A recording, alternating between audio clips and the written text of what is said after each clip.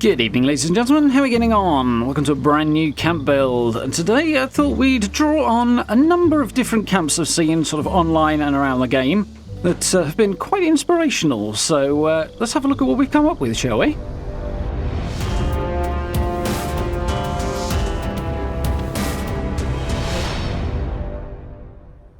Okay, so I've seen a bunch of really cool, very small sort of camps recently, and I've drawn on those to inspire what is basically a tiny little fortified house so up in the Toxic Valley. And yeah, I've seen a few on stream, seen a few on Twitter and stuff like that have been really cool, so I wanted to do, well, another one, I suppose. So you can have a look here at where we are, right up at the top of the Toxic Valley. We're right at the top of the cliff here on the edge of the map, so about as far north as you can get. Really out of the way spot. This is a spot I showed in my recent sort of 10 favourite camp spots video. I don't know if you've seen that one, but if you haven't, do check it out. It's got a whole bunch of quite cool spots on it, including this one. I thought I haven't actually built it exactly here before, although I have built close by, and it would be cool to actually make use of this place. So here we are. Let's see, right up the top there, fair bit over to the west as well. It's a good little spot. So, I've already done a bit of building on this first, just to sort of test things out. So we've got one foundation in there already, just to kind of speed things up, and I don't have to faff around figuring out where I want them. So let's get the rest of them in. So we've got a few trees to bulldoze here, and some of them I'm going to leave in place, and some extras I will add on as well. For now, fairly simple little square foundation to start with. Around, what, 4x4 here? This one's been a bit awkward. For a minute there, I thought one of the old bugs was going to come back, but it's fine. So yeah, 4x4 with these two on the side. But this one here is going to have to come out because I only really want it in place for a staircase, which is going to be obviously our entrance to the whole camp. So I'm popping up a little bit because I'm going to put an encampment bridge in here, and that needs to be a little bit higher just for those stairs to meet that. So we'll stick a second foundation on the back there. That allows us to take this first one out and have those stairs floating, and now we can drop it back into place. So we'll grab the encampment bridge, plonk that one in. It won't snap this way round. It will snap the other way round, unfortunately, but that's not the way I want it. So a little bit of careful manual placement required. You just bump it up a little bit there, and there we go. Nice and smooth. So for now, let's move on to building the house. So the idea here is to go for a really scrappy, interesting shaped, very small little player home. So I'm going to use a lot of half walls, not all half walls, but a lot, and mix up different materials and textures and stuff like that, and sort of try things out, swap them out until I get a combination of bits and pieces that I like. So that brick set being the new one that came at the end of the last season, Season 8. And we've got a piece of Brotherhood of Steel wall in there as well already. One little tip I like to do for this sort of thing when I'm doing it is if I'm using the brick stuff and combining it with something else, putting two half walls together, I try and have the brick on the bottom. It just sort of makes more sense to my eye to have the more solid structure, i.e. the bricks, at the bottom, and then the more fragile stuff like wood or whatever on the top. And same thing with the glass here, so hence why I've done it that way around. So I'm going to swap this one out, because I haven't quite made up my mind where I want things. There, don't know. You don't really need to do this in exactly the same way I've done. The idea really is just to have things mix up and just have a variety of textures, preferably no two identical things next to each other, if possible. The idea being just to make it as interesting, different and varied as possible, give it a nice organic little look. At least on the outside. We're going to wallpaper the inside anyway. So there's another piece I've yet to use. We'll drop that window back in. Now we've just got to close this one last section up, which I'm going to use a barn piece for. And there we go. So that's pretty much the ground floor in place. Now I do want a wall in here, just the one wall like that. It's going to be a double-sided wall that goes halfway along the space. So it sort of divides it into a semicircle, a U shape, but not all the way across. We're going to double those up. The contemporary set's good for that. Not all of the sets will allow you to double up their doorways like that, but the ones that won't, you can usually swap back out to. Speaking of swapping things out, let's make sure these walls are the right way around. And that should be the ground floor in place. This staircase, I spent a while messing around with trying to come up with more interesting ways of doing it, and I really wasn't happy with the results, and certain things were just being awkward, so I decided to keep it simple and dress it up from there, and it worked quite well. For this upper level, it's going to get slightly more complicated, only a little bit though. So we're going to start off with these half-size floor pieces, and we're going to run them straight out from here, just left of the centre line there. And then we're going to use the full-size ones next to them. Unfortunately, these walls are getting in the way for right now, so we'll have to pull those out. And now we can drop these in. So the idea is to have it sort of overhang at the back. Again, just to break the shape up, make it a little bit more interesting rather than just a ordinary square, cube, etc. So put those couple of walls back in now. Once again, I decided to mess around with a few bits and pieces because couldn't make my mind up. But there we go. Happy with that for now. And we can put the top half of this structure on now. So once again, back to the half walls. I'm using a couple of haunted house pieces here because they've got those nice little windows on them that look cool. I'll be using a few of those. But for the rest of it, we can mix things up. I'm using half walls specifically because I want it to be a bit on the shorter side. Carefully making sure I haven't got two matching textures next to each other there. Yeah, sometimes when you build tall in Fallout, things look a bit weird. I don't know if it's a perspective thing or what, but I like to keep my structures a little on the shorter side. It just makes them look a little bit better. Whereas, as I say, if you go sort of two full-size walls straight up, the whole thing can look a little weird and ungainly. It's a bit odd. But in this case, half walls, I've used this jail door just to mix things up again, keep things interesting. I'm going to use the new rustic greenhouse set even, as sort of window pieces, and I'm going to use them for all these triangle pieces as well. In the centre here, because I've got two walls doubled up, that can kind of be a problem sometimes to put these triangular pieces on, especially when it comes to wallpapering them, because you can't snap two on the top. Well, there are ways that supposedly you can do, but it's kind of a pain in the neck. However, as I'm going to use a glass piece here and not wallpaper it, it actually looks kind of fine, which is definitely a win with this rustic set here, the new greenhouse set. So we're going to move on, finish closing these up, and get some roofs on. Incidentally, if you do want to pick up this rustic greenhouse set, and you're seeing this video as it goes live, you've got a couple of days before it disappears from the atomic shop. I'm sure it will make a reappearance eventually, but as we speak, it is still there, and will be for a couple more days if you haven't grabbed it. Would strongly recommend. So, now that I've got those two walls that were the wrong way around, the right way around, and everything is matching up the way it's supposed to, we'll get the roofs in. I'm going to use the haunted house set again over here because I like the wooden shingles on it. There we go. I've got one gap I've forgotten to close up there as well, so let's just get on that. Going to use the glass wall again from the new set, just to mix things up and let a bit of extra light in there. So before we put roofs on this side, I need walls in this gap here, and I want them specifically to have the outside surface facing towards the middle here. So I need that half floor behind it, otherwise they'll snap in the wrong way around. Fortunately, as you can see, we can take it back out again once we've got them in the right way. Now I'm going to grab some of these new greenhouse roofs again. I'm going to use the curved ones because they're a bit more interesting. And just drop a couple of these in. We've got open windows in this set, which is quite cool. So I'm going to mix those up so they don't quite match. And it's just a little bit more interesting to look at that way as well. And there we go. Most of the structure. Let's stick a railing in here. Get a couple of railings around this upper floor here. This will eventually be a little sitting area. And we'll head downstairs. So, our core structure is looking pretty decent.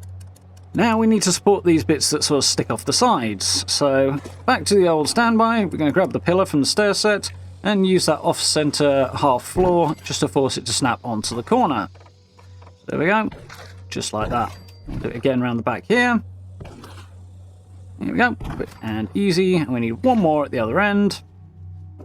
There we go, snap that post in, sorted. So these don't quite reach the ground here, so we're going to have to snap some half ones underneath. Bear in mind this doesn't always work, sometimes it's a bit picky with that, and sometimes if you're too close to the ground when you snap under, you'll find that you can't actually get the posts back out of the ground if you need to, so just be a little bit aware of that one. But with all that supported, let's get this gate into place, and we'll start sort of fortifying the outside of this area.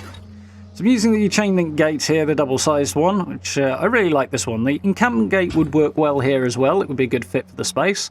But I just like this chain link one a little bit more. It's a little less raider than the encampment one is. So as I wanted Scrappy Wasteland rather than raider vibes, this is what I decided to go for. So we're going to enclose this space with, you guessed it, chain link, my good old favourite.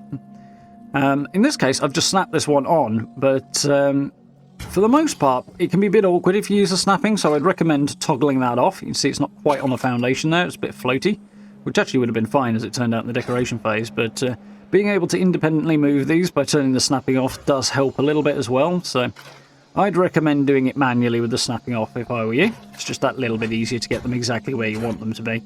They also the collision's a bit more forgiving when you've got the snapping off as well, which is always handy with these too. So let's move along a little bit. I'm going to take this corner piece off here because I just don't need the extra space and it makes the shape a bit more interesting.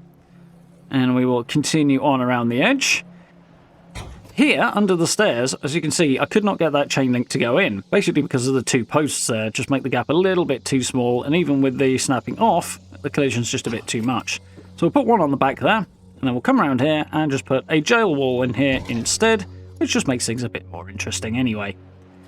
So, just about there with the structure now. I'm going to put a couple of reverse junk fences here around the outside of the building. Turns out I needn't have worried about making sure the textures were all varied and stuff if I was going to cover them up, but still, they kind of stick out around this junk fence a little bit, so maybe it wasn't such a bad idea. Get that manoeuvre into position. The whole thing looks a little bit more junky, ramshackle and wasteland that way. We'll do another one on the back edge here. I'm actually going to put a whole bunch of them around the chain link as well, which is an approach I've done a few times in the past, but it sort of makes the whole thing feel a bit more solid, and it means you can decorate the walls as well, because you can put stuff on the junk walls that you can't on the chain link. But with this almost in place, I don't mind that little bit of clipping too much. I think it's probably time to head off and decorate this thing. So, I will see you in the tour in just a moment.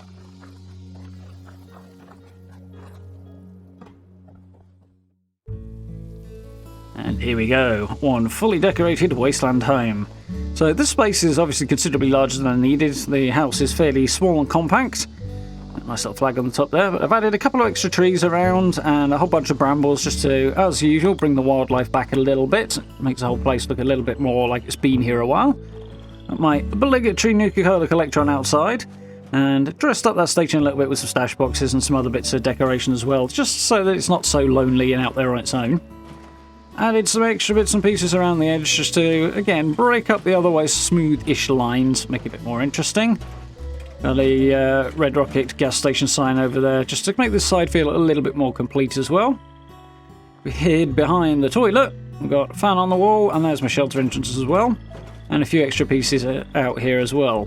I did have an issue with things jumping up onto the floor above there, which is why I had to rug glitch those two plants in. Unfortunately, the rug didn't hide quite as well as I was hoping it might, so can't win them all, I guess. Coming around the corner, we've got the shower there, and a few more bits and pieces just to fortify things up.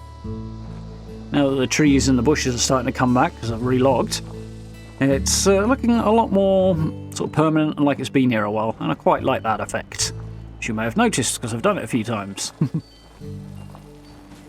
So we'll pan around the side and have a little look at the inside of this place now. Incidentally, if you want to see some other places I've used some of these techniques, I'll make sure I link the playlist with all my other camp builds on as well, so you can check those out if you haven't already. Looking for a little bit more to have a look at. Now let's head on through the entrance here. Got a few bits and pieces out here just to kind of hide the bridge a little bit. I don't want to hide it completely, obviously, but I also want to make it feel like it's blending in with everything else, so a little bit of extra decoration does that. The gate kind of clips through the decoration, but it sits neatly behind it when it's open, so I don't really mind that too much. And we've got our little vendor area here, along with the punch card machine as well. Let's come on in to our crafting space, which is this front patio. So I had this big area in the middle, as you can see, that was just empty, and I could have changed the angles on the benches and stuff, but I felt like putting a kind of set piece in the middle just to make this feel a little bit more complete, and I'm quite happy with how that came out. Kind of borrowed the idea from an old build of no respawns, so quite pleased with the look of that one. So I got a few things on the walls at the back there that I just pulled the walls back out, put the decorations on and then moved them back into place. And as you can see, we've got a fully decorated shelf here.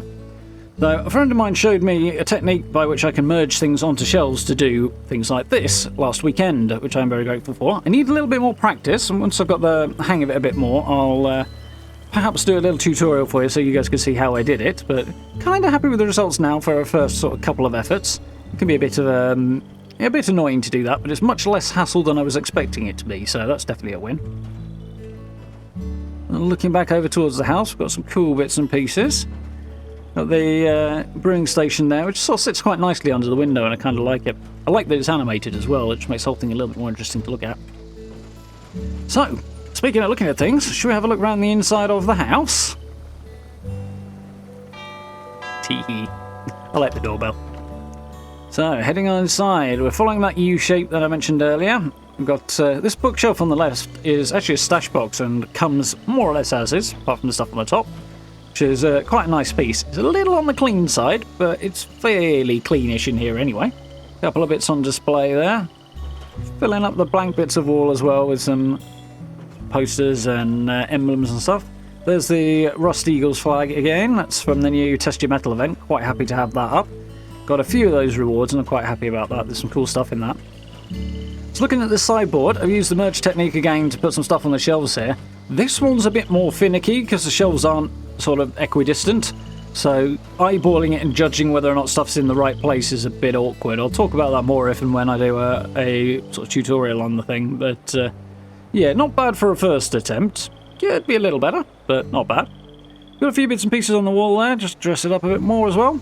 I did really want to use this merge technique to put a lantern inside that stove, just so it looks like it's lit, because unfortunately we don't have that option, which really disappoints me. Unfortunately, however, the technique did not work on that stove, which is thoroughly disappointing, but what can you do? And moving on around, we've got a little sitting area, somewhere to sit and listen to the radio, a few bits and pieces on the walls, a couple of fans. I really like the suit of armour. I would love to have a suit of armour in my house, that would be so cool. Darned expensive though.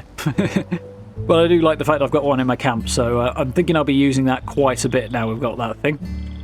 A little dining table in the corner with a few bits and pieces on there as well. Definitely need some more dining table decorations. Please, Bethesda. Please and thank you. Nice little cooking area here, little kitchen. Got the windows open at the top to let the smoke and the steam out and stuff. I put a little work surface here on the left just because I needed somewhere for sort of food prep, or the kitchen looked like it needed something. And I also needed something on that side. I thought about a fridge, but it was just a bit too big for the space. I also put that little section in the corner behind the cooking station as well, as it looked a little empty in that corner. So just dropping that one in just gave it a little bit more interest to that corner and made it look a bit more complete. Yeah, all in all, quite happy with how this place has come out. It's nice and cosy. Kind of clean, but not too clean. Or at least for my taste anyway, so quite happy with it. I do like this place, definitely a good spot to hang out. And as always, got the cage bulb lights on the go, as those are one of the best lighting options. So I have clearly established by now, I'm definitely a fan of those. Let's pan on back outside and have a little look at the upstairs. So, moving over to the staircase, I've squeezed my symptomatic in there, because you kind of got to have one. I haven't got a decon arch, because I didn't want a massive get generator for this place, but the symptomatic we've got in there. A couple of other extra pieces around to dress it up. The wheelbarrow there I really like. That should be in the atomic shop at the moment as well, if you like that and want to pick it up. A couple of bits on the wall there, just beside the staircase. On the left there, I've got one of the concrete barricades from Hunt for the Treasure Hunter. And I needed something, or I felt I needed something, to shore up that bit of chain link, make it a bit more solid. But I couldn't put a junk fence on the outside of it, because the way the ground is, it would have just been horribly floaty. So I thought that chain link on the inside would do the job. A couple of the new wall-mounted construction lights there, which are quite cool. Disappointingly, we're limited to 3, and they're really not very bright. So there's something about the lights in 76, they're either too bright or not bright enough in a lot of cases, and that one comes down on the not bright enough side. There are a few good ones, like the cage bulb lights and those oil lamps, stuff like that, and that's why I use them, those ones a lot. That plus they're kind of a nice tungsten warm colour rather than the really cold clinical white ones, but those construction lights could certainly do with a little boost. As we head upstairs, I've got a couple of things up here that I'm quite pleased with. A little stash box to stop you falling off on that side, and a little seating area. But as we swing around this side, obviously you can't fit a railing in next to the stairs. Let's pan back around. So my little solution here is to use one of the traps. When you trigger that thing, there's one that flips sort of 180 degrees all the way over, and one that only goes 90 degrees to vertical, and then it breaks. And in that broken form, it makes a really, really nice little railing. So quite pleased with that idea. It works quite nicely and it stops you falling off the gap, which is pretty cool. In our little space here, I've got the flag at the end that I very carefully positioned in. It can only go certain ways around because there's not a lot of space. In this case, one of those ways was the same way the wind's actually blowing. You can see the little bits of stuff flying through the air. It's going the same direction the flag's blowing, so I was quite happy about that little detail. Now we've got a couple of bits of decoration out there as well. So, this little upper room I've used as a bedroom, because why not? Need somewhere to sleep. Put a little desk in there. It's fairly standard style for me, that, but I've used a couple of different bits and pieces. I used a different desk to the one I usually use, and I thought I'd use the Vault 51 Overseer's chair as well, just to mix things up a bit. Kind of matches the bed, so that's cool. A few plushies, cause you gotta. And we've got the new minigun there that's from Eviction Notice, a new Foundation-themed public event that was added with the latest update. And unique skin on that one, and set of legendaries as well, but I don't use it, so kind of cool to have it on display. I really like that wicker bedside cabinet as well, bedside table. It's one that I don't use often, and we don't really have anything else that matches with it, so kind of have to pick and choose where it goes, or it might look a little odd, but I do kind of like it. There's just something about it. So yeah, quite happy with this place. I like the way those little porthole windows look onto the sort of landing passageway here as well as that little one by the bedroom there. Just kind of lets a bit of light in, makes the walls a little bit more interesting, breaks up the texture a bit. Just looks much nicer. Yeah, nice little spot to hang out up here. Cracking view out over the Toxic Valley down into the forest as well. So really decent spot up here for that. See, I did want to kind of work with that view, but at the same time my build kind of ended up hiding it. And sacrifices were made for the sake of the build. And of course my little trap railing thing there that I'm really quite proud of. So, let's make our way back down again. A couple of bits down here that I really do like as well. Some nice bits of decoration on there. Some of the objects we've got. Always down for more. Bethesda, hint hint. But really happy with how a few bits came out, including this little sort of centerpiece here that, as I say, breaks up the otherwise large open space in the middle. So, as we make our way back around the crafting area, have a quick look at that shelf in the corner again, because quite happy with how I did that one. I do hope you guys enjoyed this particular build. If you did, please do drop subs and likes for me. I very much appreciate it. Down below the video as well, you can find social media links, merch store, channel memberships, all those other buttons down there as well. If you're interested in supporting the channel in that way, I massively appreciate it. It's huge help. So massive thank you to everybody who's done that already. If you get the chance, of course, do join us for live streams as well. We are playing Fallout 76. Got a couple of playthroughs on the go with that at the moment. And we are starting up with Doom Eternal again, part 2 thereof, on Monday too. So really looking forward to jumping back into that. And as I said earlier, if you want something else to watch, I'll make sure I link a whole bunch of stuff on the card in the top right corner as well. So if you want to have a peruse, then feel free to hit that one. But for now, thank you very much for watching. And I look forward to speaking to you all very soon.